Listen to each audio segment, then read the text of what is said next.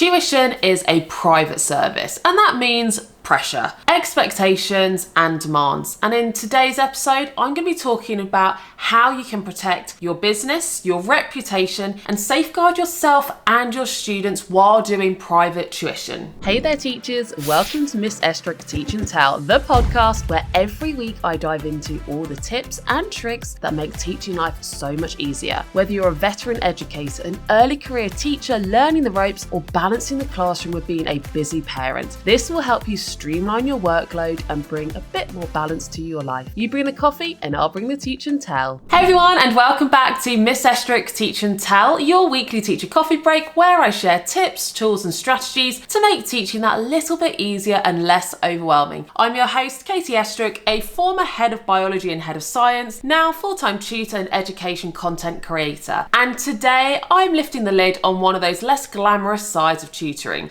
the pressure of parental expectations and how to manage those.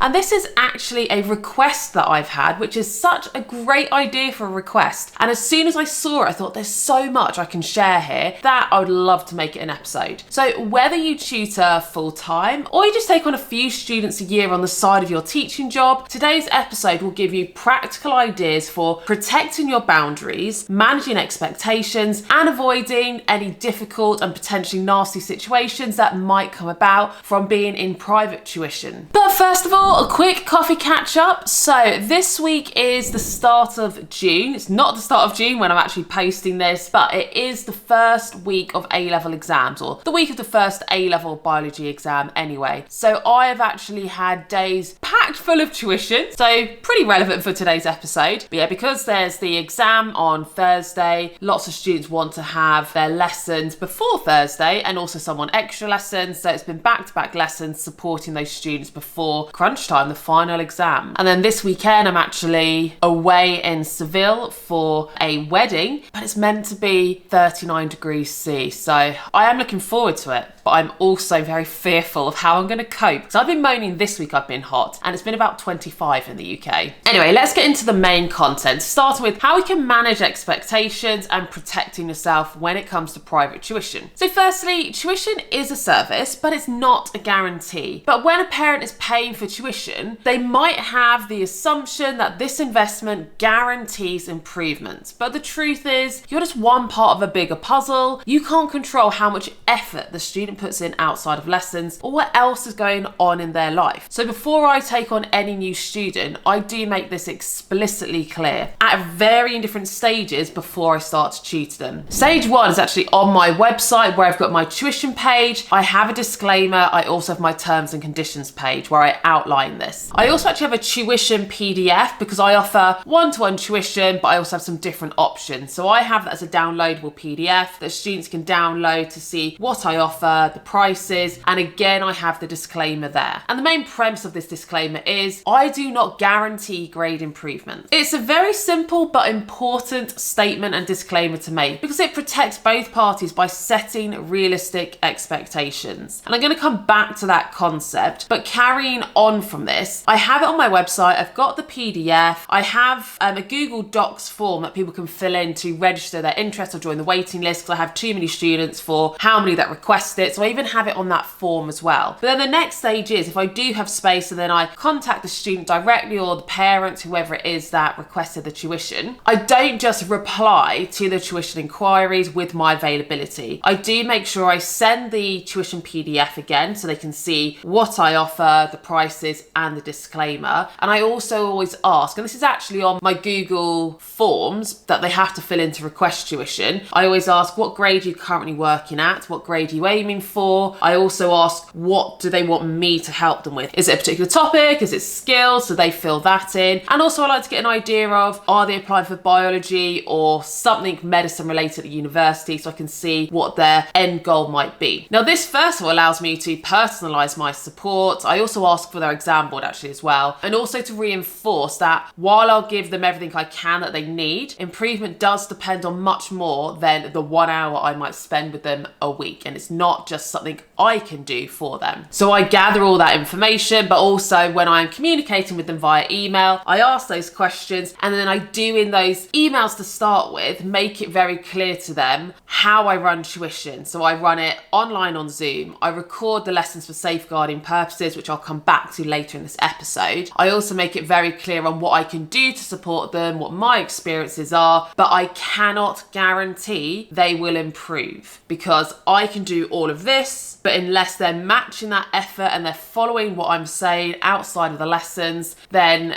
they're not going to improve just from 1 hour a week with me. So I do make that very clear. So I'm not someone that guarantees anything because I don't think it's honest. The next thing linked to this is also I like to keep parents in the loop early. And I mainly only do this if I have a cause for concern. Some students that I tutor, I don't really think need tuition. It's mainly probably from a point of view they want that extra confidence boost, or they want to have a really thorough understanding so they get the top grades to get into medicine. But sometimes I might have students who I do have concern about regarding their progress. And the key I find is to let their parent or guardian know early. And also because I mainly tutor A-level students, I tell them as well, because they're adults now, or young adults. So I do think it's important that I'm telling them, and I do say to them, just to let you know, I'm going to talk to your parents about this as well, because I want to have trust with the parents, but also with those students. So I might say something like X, I'm not going to say a student's name, but X is engaged in lessons, they're turning up on time, they are working really well in the lessons, but I'm not seeing much retention from week to week. And it might be that they need to do more recall practice outside of lessons. And if I do, that's the main thing that I notice. If I have students where we might go through something 1 week, the next week they just don't remember anything, and it's like starting from scratch again, and I'm having to teach that same lesson again, which is a waste of their money, but they clearly still need to go over it. So at that point, I might actually just have an honest conversation with the student, say, look, I can see you're struggling to remember this and we covered it last week. You can be honest, is it that you are just still struggling to understand it, or have you not had time or motivation to review it at all over the last week? I also tend to ask if they've then done a test at school or college and they realise that they haven't done very well, I'll get them to tell me honestly, how many hours of revision do you think you actually did for this test? When did you start your revision and what did you do for revision? Because sometimes it might be something that is happening outside of lessons that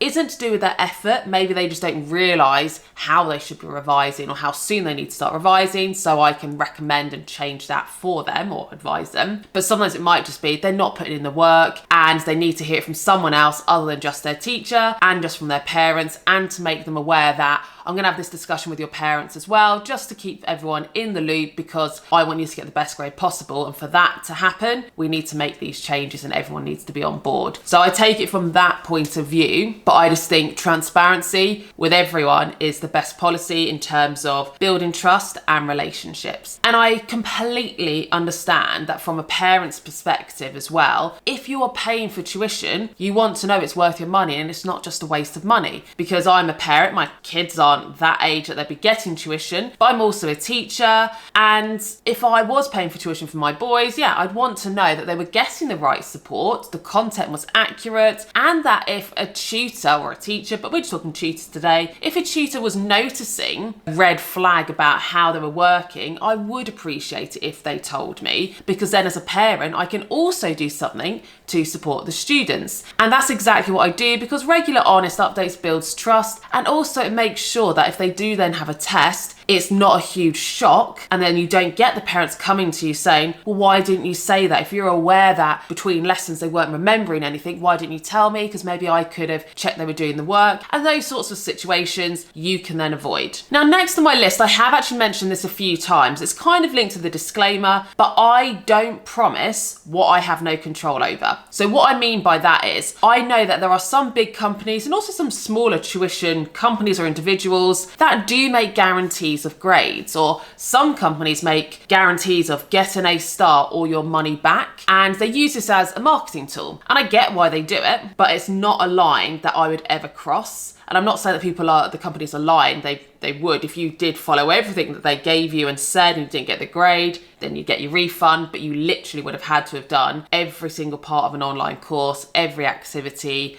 use it correctly to get your money back. So I don't like to make promises about things that I can't control. Instead, I would tell students I'm tutoring and families, I will bring my expertise, high quality resources and feedback, but I can't promise you a grade. Progress depends on consistent effort and lots of moving parts. I'm only one of those moving parts. Everything else is outside of my control. And it may not sound as exciting or as encouraging to buy, but I personally would rather work with students and families that I can build a relationship with, be honest with, not hype up that I'm definitely going to get you this grade, because I want them to have realistic expectations as well and not think that just paying me suddenly fixes everything. They're going to do that and get the grade. They need to be aware that they need to put in a lot of hard work and consistency as well. Number 5, again, I briefly mentioned, but this is about safeguarding yourself, but also it's a safeguarding technique for students. One of the most important steps that I take as an online tutor is I record all of my lessons. So I teach via Zoom, and on Zoom you can record the lesson to the cloud or record it to your computer. And I inform students and parents that I do record all my lessons, and I tell them I record the lessons, number 1, as a safeguarding measure, number 2, because then if you want the recording, I can give you it and then you can watch it as many times as you want as part of your revision. Now, I've never had to use a recording to deal with a complaint, but knowing that it is there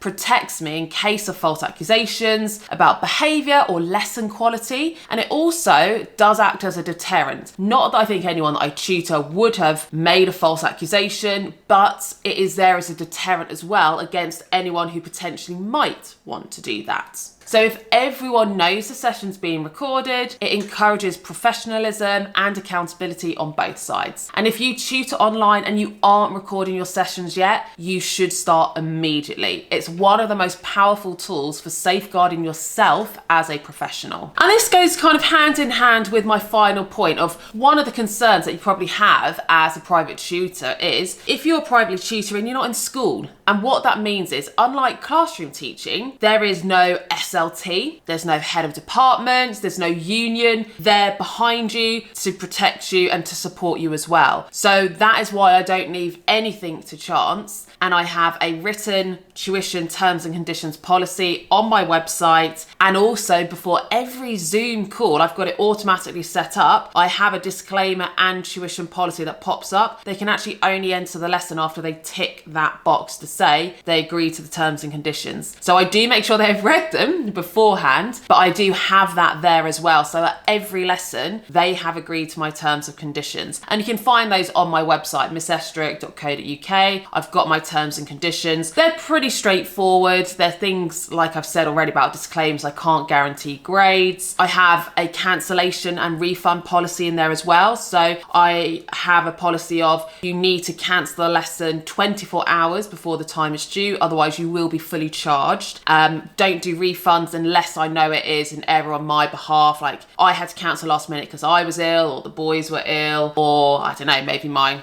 internet wasn't working. Normally though, you get to know your students and you can have a bit of flexibility, and I don't have to use that cancellation policy because I do like to have a little bit of give and take, and it's more there for repeat offenders who just are wasting your time. If it is someone who last minute on the day has got ill and I've been tutoring them for months and they've never cancelled, then I don't charge them because I understand I get ill sometimes, my kids get ill sometimes, and you don't have 24 hours notice. But again, it's there as an insurance policy for yourself to protect you against repeat offenders. I've talked about having that disclaimer as well, so I make sure I've got my disclaimer about the progress and outcomes. And another one that I've noticed recently is people have approached me is how do you deal with people that aren't paying for the lessons? So the way that I have all of my payments is I send invoices using my online accountancy tool, which is Free Agent, and some of them have got it set up automatically as direct debit, meaning as soon as I send the invoice, they don't have to do anything. The money comes out on the set invoice date that it's due, and it's just done that way. And that's the easiest way if you can get parents to agree to that. Other than that, I do send the invoices for some students once a month, and I normally do that if it's a student I've worked with for a while, I trust, they're very reliable with the payment, I will charge them monthly monthly. Other students, if I've only just started to tutor them, I send them the invoice immediately for that lesson, and we won't have a second lesson until they have paid. And once you then start to see if someone is reliable with the payment, then I might be a bit more flexible. But that's the main way to protect yourself against not being paid.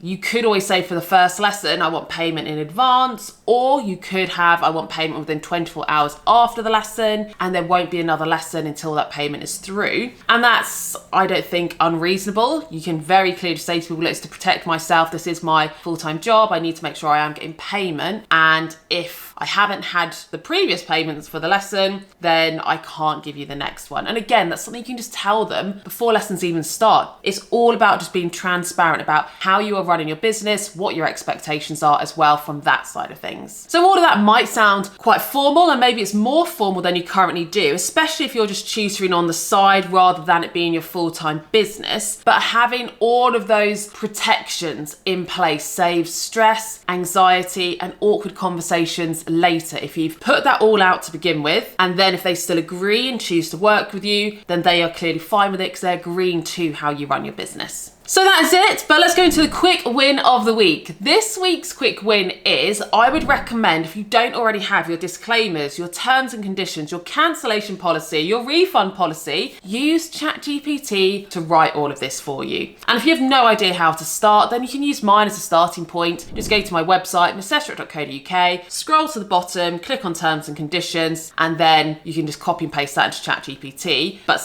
don't make a carbon copy, because a lot of it is very unique and personal to what I offer on my website. But you could just say to ChatGPT, this is what I offer, this is what I want to make sure doesn't happen, I want to protect myself against this is my payment policy, this is what I want in terms of a cancellation policy, please write it up professionally in legal language, but that is still understandable for a student and a parent, for my terms and conditions. Then obviously check through what it produces, but then you can put it on your website. If you don't have a website, turn it into a PDF doc that you send to people when you are emailing, deciding about tuition. Now, kind of linked to this, my resource roundup for the week is, I put a link below so that you can actually download and see a copy of my tuition PDF, so that if you did want to make one, you can see this is what mine looks like, and then obviously make it personal for you, put in whatever information you want, but just so you can see what sorts of things I include in there. And I make mine on Canva, which I actually covered using Canva a couple of weeks ago, I think, in one of the previous episodes. So you can see how you can use Canva to make something like this that does look professional. But that is it for today's episode of Miss Estruch's Teach and Tell. Whether you are a tutor part-time, full-time, remember the key message is honesty builds trust and boundaries builds sustainability. You're allowed to protect yourself while still delivering brilliant support. So I really hope this episode has helped you. If it has, I'd love it if you could leave a comment or share it with anyone else that you think would really find this helpful to protect them in the world of tuition. But that is it for today. I'll hopefully see you next week. You bring the coffee and I'll bring the Teach and Tell.